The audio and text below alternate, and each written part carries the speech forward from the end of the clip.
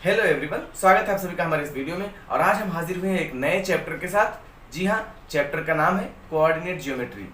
ये चैप्टर मजेदार तो है ही, पर ये चैप्टर क्लास 9th का सबसे आसान चैप्टर है। इसको आप ऐसे ही चुटकियों में उड़ा दोगे। तो चलो एक एक कॉन्सेप्ट इसका हम लोग समझने की कोशिश करते हैं और जानते हैं क्या है कोऑर्डिनेट ज्योमेट्री। इस चैप्टर में हार्डली हम 20 से 22 मिनट देने वाले हैं और 20 ही 22 मिनट में आपके सारे कॉन्सेप्ट्स क्लियर हो जाएंगे। कोई भी बुक का ऐसा क्वेश्चन नहीं बचेगा जो आप कर ना पाओ। तो चलो फोकस करेंगे और एक एक कॉन्सेप्ट जानने की कोशिश करते हैं। ठीक है, नंबर लाइन से तो हम सभी वाकिफ हैं क्योंकि इसको हम क्लास 7th से पढ़ते हुए आ रहे हैं। तो नंबर लाइन पे हम लोग एक्चुअली करते क्या है, नंबर्स को रिप्रेजेंट करते हैं। ठीक है, जितने भी नंबर्स हम जानते हैं 1 2 3 4 5 6 and so on, 0 even negative numbers को भी हम लोग क्या करते हैं, रिप्रेजेंट करते हैं। तो नंबर लाइन एक हमारी लाइन है जिसमें हम लोग क्या करते हैं, नंबर्स को रिप्रेजेंट करते हैं। जैसे मैं यहाँ आपको बना के दिखाऊं, ये हमारी एक लाइन है और ये लाइन ऐसे आगे भी जाती है और इधर भी जाती है। तो सबसे पहले हम लोग क्या करते हैं कि रेफरेंस पॉइंट मानते हैं। सबसे पहले हम लोग 0 को मान लेते हैं कि यहीं कहीं 0 है और इसके राइट हैंड पे हम लोग क्या करते हैं, पॉजिटिव नंबर्स को रिप्रेजेंट करते हैं ऐसे ऐसे, और इसके लेफ्ट पे नेगेटिव नंबर्स को रिप्रेजेंट करते हैं -1 -2 एंड -3। कुछ इस तरह से ऐसे नंबर लाइन को हम और बड़ी कर सकते हैं, एक्सटेंड कर सकते हैं और इधर -∞ तक जा सकते हैं, उधर +∞ तक जा सकते हैं। ठीक है, तो ये तो हमारी नंबर लाइन है। क्या होगा अगर हमारे पास दो नंबर लाइन्स हो? अगर जैसे अभी हमारे पास एक नंबर लाइन है, एक और नंबर लाइन रहे, एक नंबर लाइन हमने ऐसे बना ली और यहां भी कोई एक 0 रहेगा, नीचे हम लोग इधर आएंगे तो नेगेटिव नंबर्स हो गए, सॉरी ये नेगेटिव नंबर्स हो गए, ऊपर गए तो ये पॉजिटिव नंबर्स। ठीक है, तो एक नंबर लाइन हमारी ये है और एक नंबर लाइन ये है। अगर हम लोग इसी नंबर लाइन को उठा के इस पे कुछ इस तरह से अलाइन कर दें इस नंबर लाइन को कि ये 0 इस वाले 0 से कोइंसाइड कर जाए, मतलब ये मेरा कहने का मतलब ये है कि अगर इस नंबर लाइन को हम लोग कुछ इस तरह से बना लें, इसी पे ऐसे बना लें, तो ये भी तो एक नंबर लाइन ही है। यहाँ पर +1 +2 +3, यहाँ -1 -2 -3, ऐसे इधर भी बन गया। जो हमारा 0 था दोनों का वो कोइंसाइड कर गया। अब एक चीज ध्यान दो, ये जो दोनों लाइंस हैं एक दूसरे के, जो ये दोनों नंबर लाइंस हैं वो एक दूसरे के परपेंडिकुलर है। कैसी हैं? परपेंडिकुलर है, मतलब यहाँ पर 90 डिग्री का एंगल बन रहा है। ठीक है, तो जब दो नंबर लाइंस को हम एक दूसरे के परपेंडिकुलर प्लेस कर देते हैं तो एक सिस्टम बन जाता है और इसको हम बोलते हैं कोऑर्डिनेट। ओके, और ये पूरा जो प्लेन है इसको हम बोलते हैं कार्टेशियन प्लेन। ठीक है, क्या बोलते हैं? Cartesian plane. ये हमारा पूरा कार्टेशियन प्लेन है। ओके, अब एक चीज ध्यान से देखो, ये जो हमारी लाइंस हैं या जो एक्सिस हैं इनको हम एक्सिस बोलते हैं। एक्सिस से बना है एक्सिस। ठीक है, ये हमारा x axis, positive x axis. हम लोग जैसे नंबर लाइन पे 0 के उधर पॉजिटिव नंबर्स ड्रॉ करते थे तो इधर हमने क्या किया, पॉजिटिव नंबर्स को रिप्रेजेंट किया। तो 0 के इधर पॉजिटिव नंबर्स, इधर नेगेटिव नंबर्स। और सिमिलरली हमने इसको भी, जो हमने एक परपेंडिकुलर नंबर लाइन ड्रॉ किया था उसको हमने क्या किया है, ऊपर पॉजिटिव नंबर्स को रिप्रेजेंट किया है, सॉरी ये +1 है, और नीचे नेगेटिव नंबर्स को रिप्रेजेंट किया है। ठीक है, ये हमारा x था, x डैश, तो इसको हमने y and y dash consider कर लिया। ठीक है, ये हमारा 0 है, 0 यानी कि रेफरेंस पॉइंट जहां से हम लोग क्या करते हैं, नंबर्स को ड्रॉ करते हैं। ठीक, अब एक चीज ध्यान देखिए, ये जो इंटरसेक्शन पॉइंट है जहां पर दोनों लाइंस एक दूसरे को परपेंडिकुलर कट कर रहे हैं, इस वाले पॉइंट को हम लोग बोलते हैं ओरिजिन। क्या बोलते हैं? ओरिजिन, मतलब यहीं से हम सारी चीजों को स्टार्ट कर रहे हैं। ठीक, तो ये हमारा ओरिजिन हो गया। ओके, अब ये जो लाइंस हैं, ये देखो हमारे प्लेन को, ये हमारा प्लेन है, तो इस प्लेन को ये लाइंस 4 पार्ट्स में डिवाइड कर रहे हैं, 1 2 3 एंड 4। ओके, तो ये 4 पार्ट्स में डिवाइड कर रहे हैं। इन चारों पार्ट्स को हम बोलते हैं क्वाड्रेंट। क्या बोलते हैं? क्वाड्रेंट्स। ओके, अब पहले वाले को हम फर्स्ट क्वाड्रेंट बोलते हैं, इसको फर्स्ट क्वाड्रेंट बोलते हैं, इसको सेकेंड क्वाड्रेंट बोलते हैं और इसको थर्ड क्वाड्रेंट बोलते हैं और इसको फोर्थ क्वाड्रेंट।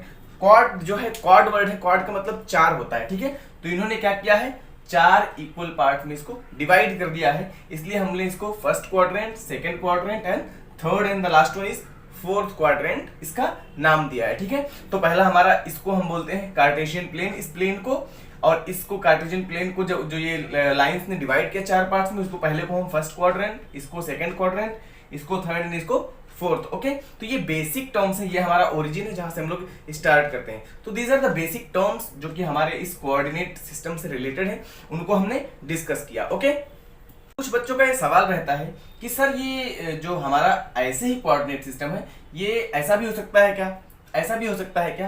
तो ऑफ कोर्स ये हो सकता है, बट शर्त ये है, कंडीशन ये है कि ये वाली जो लाइन है, ये वाली लाइन के हमेशा परपेंडिकुलर होनी चाहिए। कैसी होनी चाहिए? परपेंडिकुलर, मतलब ये दोनों के बीच में एंगल कितना होना चाहिए? हमेशा 90 डिग्री होना चाहिए। जैसे कि अगर मैं आपको बताना चाहूँ इधर इसको बना के, तो मान लीजिए आपने इसको ऐसे क्रॉस कर दिया, तो ये वाली ऐसे परपेंडिकुलर बनेगी, मतलब आपका जो एक्सेस है आपके कुछ इस तरह से बनेंगे, या आपका ओरिजिन जाएगा। मतलब आप क्रॉस कर सकते हो, बट ये हमेशा कैसे क्या होना चाहिए?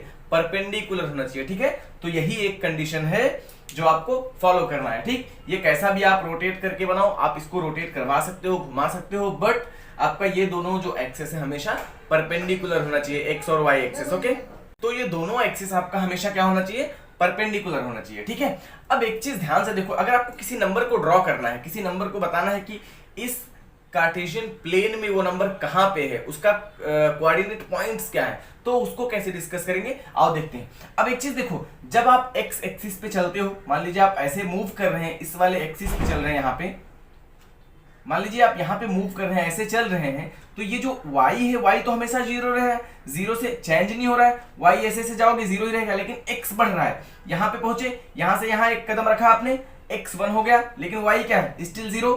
y तो इधर चलोगे तब ना बढ़ेगा, लेकिन हम तो इधर जा नहीं रहे हैं, हम इधर ही जा रहे हैं, तो ऐसे में हमारा सिर्फ x चेंज हो रहा है। अगर इधर जाएंगे तो भी सिर्फ क्या होगा? x चेंज होगा, y चेंज नहीं होगा। y कब चेंज होगा? जब आप ऊपर की साइड में मूव करोगे। ठीक है, तो जब आप किसी एक एक्सिस पे मूव करते हैं, मान लीजिए आप किसी भी एक्सिस पे मूव कर रहे हैं, x एक्सिस पे मूव कर रहे हैं तो सिर्फ x चेंज होगा, y एक्सिस पे मूव कर रहे हैं तो सिर्फ y चेंज होगा, यानी कि x एक्सिस पे हमेशा y की वैल्यू क्या होगी? जीरो होगी। ऐसे ही y एक्सिस पे हमेशा x की वैल्यू क्या होगी? जीरो होगी। आप कहीं भी चले जाइए, ऊपर या नीचे, हमेशा y एक्सिस पे x की वैल्यू जीरो रहने वाली है। आप x एक्सिस पे कहीं भी यहां से वहां तक चले जाइए, y की वैल्यू क्या रहने वाली है? हमेशा जीरो रहने वाली है। ओके, अब ध्यान दीजिए, अगर आप यही चीज ऐसे चलना शुरू कर दीजिए, ऐसे चलेंगे तो यहां पहुंचे, यहां पर x की वैल्यू अगर ध्यान दो तो ये क्या होगी? 2 हो गई। y की वैल्यू भी तो बढ़ रही है, तो y की वैल्यू 1 से ज्यादा हो गई। मतलब ये कि जब आप ऐसे चलते हैं, रैंडम इस क्वाड्रेंट में मूव करते हैं, एक्सिस पे ना चल के क्वाड्रेंट में मूव करते हैं, ये पूरे क्वाड्रेंट में कहीं भी जाते हैं, एक्स मतलब ये एक्सिस को छोड़ के, तब आपकी दोनों वैल्यूज चेंज होती हैं, x भी चेंज होती है और y भी चेंज होती है। ठीक है, तो आओ डिस्कस करते हैं कि x और y की वैल्यू हर क्वाड्रेंट में कैसी होगी, कौन नेगेटिव होगा, कौन पॉजिटिव होगा। ठीक है, तो सबसे पहले हम लोग फर्स्ट क्वाड्रेंट की बात करते हैं। फर्स्ट क्वाड्रेंट में अगर देखो, आप यहां से कहीं भी जाओ तो ये x एक्सिस पॉजिटिव है क्या, और इधर y एक्सिस भी पॉजिटिव है। ठीक है, तो x भी पॉजिटिव, y भी पॉजिटिव, मतलब इसमें x भी पॉजिटिव रहने वाला है और y भी कैसा रहने वाला है? पॉजिटिव। पहले क्वाड्रेंट में दोनों पॉजिटिव रहने वाले हैं, आप कहीं से कहीं भी चले जाओ। ठीक है, इस वाले क्वाड्रेंट में कहीं भी चले जाओ, आपको x और y हमेशा क्या रहने वाले हैं?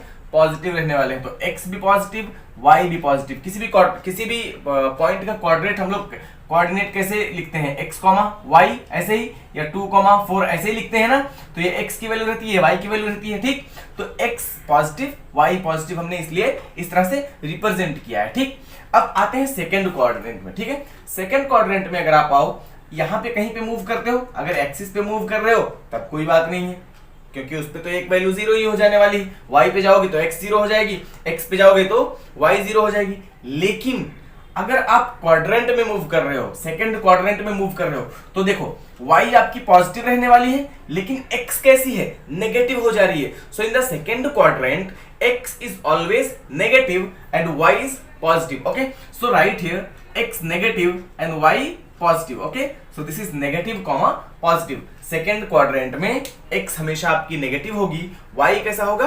पॉजिटिव होगा। Okay, moving to the third quadrant. आप थर्ड क्वाड्रेंट में जब आएंगे ना, तो आप ध्यान से देखिए, लाइन पे जब तक आप हैं, जब तक एक्सिस पे हैं, तब तक अपने को कोई प्रॉब्लम नहीं है। हमेशा एक क्वाड्रेंट एक नंबर आपका 0 रहने वाला है। एक्स पे है तो y 0 रहने वाला है, और y पे है तो x 0 रहने वाला है। Again the same concept is applicable, okay. But now here in the third quadrant अगर आप ध्यान से देखो तो थर्ड में x भी 0 है, और x भी नेगेटिव है, y भी नेगेटिव है, ठीक है। तो ऐसे में यहां पर जो आपको मिलेगा वो दोनों कैसा रहेगा, नेगेटिव। आप थर्ड क्वाड्रेंट में कहीं भी मूव करोगे ना, x और y दोनों नेगेटिव ही रहने वाले हैं, ओके। ऐसे ही अगर आप फोर्थ में देखो तो यहां पर सिमिलरली आप देख सकते हो कि x पॉजिटिव है and y is negative, okay. So again हम इसको लिखेंगे x positive and y negative, okay. तो फोर्थ क्वाड्रेंट में आपका x पॉजिटिव है, y नेगेटिव है, ओके। तो ये आपका बेसिक कॉन्सेप्ट था जो हमने क्लियर कर लिया है कोऑर्डिनेट सिस्टम में, जो कि हमारा कार्टेशियन प्लेन के रिगार्डिंग था, कार्टेशियन कोऑर्डिनेट सिस्टम के रिगार्डिंग था। ये सारी चीजें आपको क्लियर हो गई होंगी, मैं ऐसा उम्मीद करता हूं। और अब इसके हम कुछ एग्जांपल्स और कुछ क्वेश्चंस भी डिस्कस कर लेते हैं। अब हम इसके कुछ क्वेश्चंस और एग्जांपल्स भी डिस्कस कर लेते हैं, which is going to be very very interesting and very easy. Exercise 3.1 में कुछ ऐसे क्वेश्चंस हैं जिसको आपको ड्रॉ करना है, एक टेबल बनाना है, उस पे लैंप बनाना है, ओके।